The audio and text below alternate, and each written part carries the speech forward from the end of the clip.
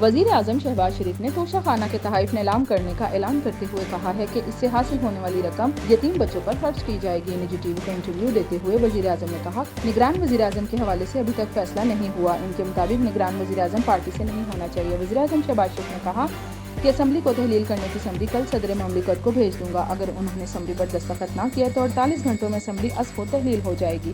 انہوں نے کہا کہ اسمبلی تحلیل کرنے کے لیے سمری صدر کو بھیجے جانے کے بعد اپوزیشن لیڈر راجہ ریاض سے نگران وزیر اعظم کے انتخاب کے لیے مشاورے کا آغاز ہوگا۔ 1-2 روز میں نگران وزیر اعظم کا نام فائنل ہو جائے گا۔ کوشش کریں گے کہ ایسے شخص کا نام سامنے آئے جو سب کے لیے قابل قبول ہو۔ شہباز شریف نے کہا کہ ابھی تک نگران وزیر اعظم کے لیے کوئی نام فائنل نہیں ہوا، اس حوالے سے نواز شریف سے بھی مشاورت ہو رہی ہے۔ وزیر اعظم شہباز شریف نے کہا کہ نئی مردم شماری کے نتائج کو مشترکہ مفادات کونسل میں لے کر جانا آئینی ضرورت تھی، اب انتخابات کی طرف بڑھنا الیکشن کمیشن کی ذمہ داری ہے۔